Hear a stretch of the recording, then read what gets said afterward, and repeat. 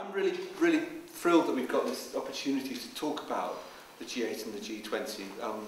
Both myself and also Warren Watt more generally, we've been engaged with the whole G8, G20 process for at least the last 10 years, and particularly in a way that doesn't seem to work with the mainstream of a lot of what British NGOs tend to do. British NGOs tend to go to these bodies almost cap in hand, trying to ask them for what they can get, asking them for a bit more aid for Africa, asking them for a bit of, extra action on debt or climate change or whatever.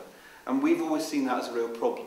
We've seen that idea of going to the G8 and the G20 as supplicants, if you want, as beggars, to be a real difficulty because they have no legitimacy for us as bodies in the first place. And certainly that came to a head in 2005. If you remember the big mobilisations around Make Poverty History, which we eventually were part of, we were really concerned that that was actually going to end up with a situation where the British civil society movement was going to say, yes, Blair, Bush and the others at Gleneagles have answered the call and somehow delivered on their promises to the world in terms of poverty and justice and everything like that. And that was when it came down to the very last moments of it. There were these discussions within the Make Poverty History caucus where people were saying, do we go with the idea, yes, that they've actually delivered on all their promises and all the pledges for the poor,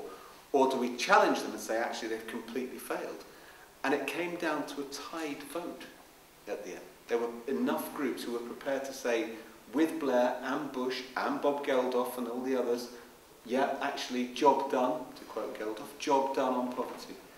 And it was only by having people who'd actually looked at what was happening there, had looked at what was being agreed, that we were able to stop the civil society movement of Britain, acknowledging, legitimising and actually thanking the G8. And part of what I suppose I wanted to throw out here this evening is a question of what happens if we don't stand up to it? What happens if we're not there? What happens if we don't challenge and contest the power of these groups?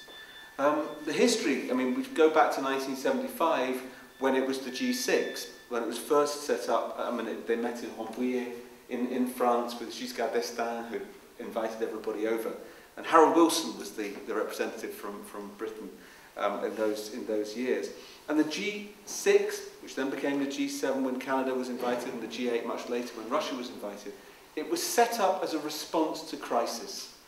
It was set up as a response from the main capitalist countries of the West to the crisis of the oil crisis in '73, but also the crisis of a challenge to their power from the new international economic order. And the G6, 7, 8 was the response. It was the body which they saw as trying to control, regain control over a situation which they feared was going to get out of hand. And you'd find it really clearly set out in the first statements that they made. The first statements that they made were absolutely unapologetic statements of pure power. There was nothing around all of the sort of fluffy language about development and wanting to save the world for the world. It was just pure power. And wonderful quotes from their first statement. Say, for example, on oil, absolutely unapologetic, we are determined to secure for our economies the energy sources needed for their growth. So we will reassert our right to the natural resources of the world, whether it be oil, gas, minerals or whatever, and we will take the necessary steps to maintain control over that. And all the way through the 80s and the 90s, that control was established through the international bodies that they used in order to try to get control and to reassert their hegemony over the whole system. I mean, obviously you think about the International Monetary Fund, the IMF and the World Bank, and then later in 1995 the creation of the World Trade Organization. But alongside that, the G8 was the forum in which you could decide which were the rogue states, which you could then delegitimize, marginalize, and then eventually declare war on. And so you got that whole process of delegitimizing states, whether it was in Libya, Iraq, North Korea, Afghanistan in the later periods. And again, the G8 was seen as the body in which these powers could come together and do that type of work. The G20 came later as another response to crisis. If you think about 2007, 2008, the financial crisis which rolled out into the West, well, the G20 was the response to that crisis. And yes, it was in the same way as in the 1970s. It was a crisis of fuel, crisis of resources, crisis of oil. So you get oil for the first time spiking at over $100 a barrel on a regular basis. It was $20 a barrel back in 2005. Suddenly you've got it spiking at over $100 a barrel, and that again was the same threat, the same problem for the countries of the West. And they responded by enlarging the G8 into the G20. And partly that was just a recognition of necessity. They recognised we don't have the levers, we don't have the resources, and we don't have the mechanisms in order to be able to re-establish control on our own. So without China, without Saudi Arabia's oil and also sovereign wealth, without Indonesia and without South Africa, Russia, etc., Russia was already there and all the others, we can't actually reassert control. But what I think is amazing is the way in which it was done was, again, in no sense trying to restore legitimacy to an illegitimate body. It was purely saying we need to get this to work on our own terms. There was a brilliant article which was brought out last summer in the Canadian paper, the Globe and Mail, which shows that the G20 membership was literally drawn up on the back of an envelope. It was Paul Martin, who was at that time the Finance Minister for Canada, and Larry Summers, who was about to become the Secretary of State to the Treasury. They literally had a manila envelope between them, and they were saying, well, which countries are in, which countries are out. And he said, you know, Thailand was the nexus of the Asian banking crisis, but Indonesia was more influential in the region. So Indonesia was in, Thailand was out. Chile was tempting, but Argentina was a bigger player, so Argentina got the seat. And it was literally, they were going down on the back of this piece of paper, putting people in and countries out like that.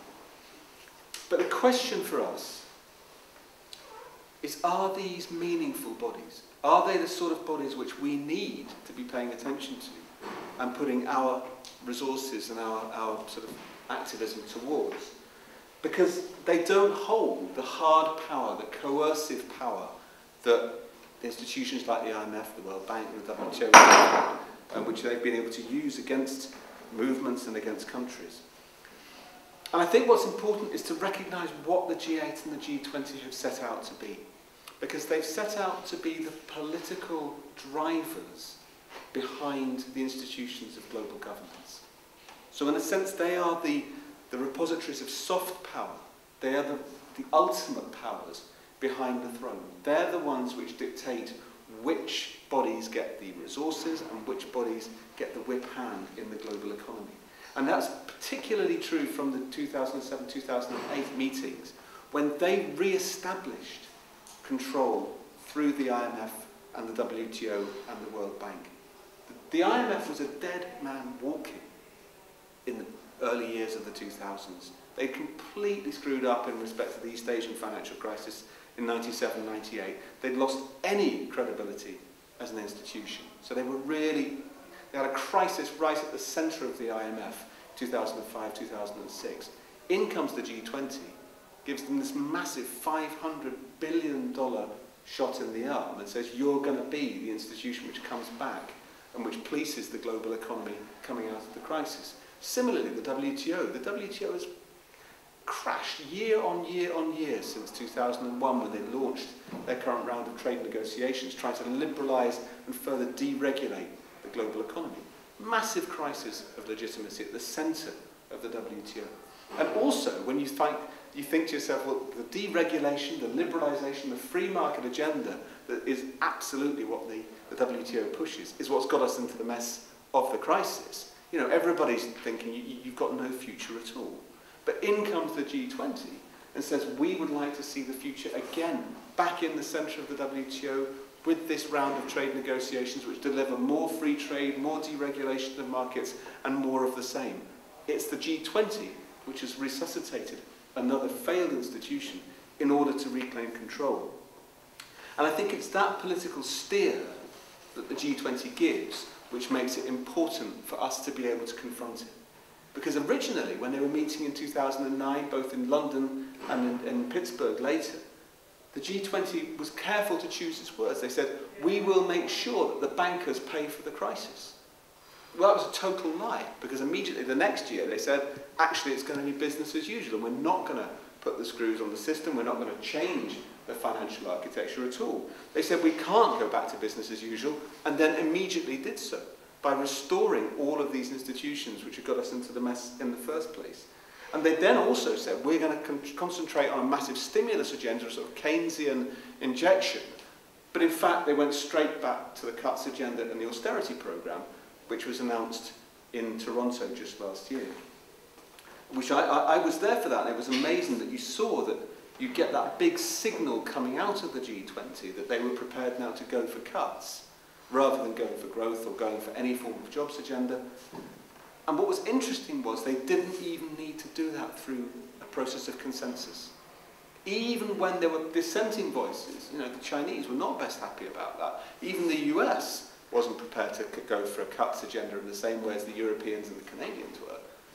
It didn't matter, because with the G20 and the G8, they're not forums in which you need to have agreement or consensus.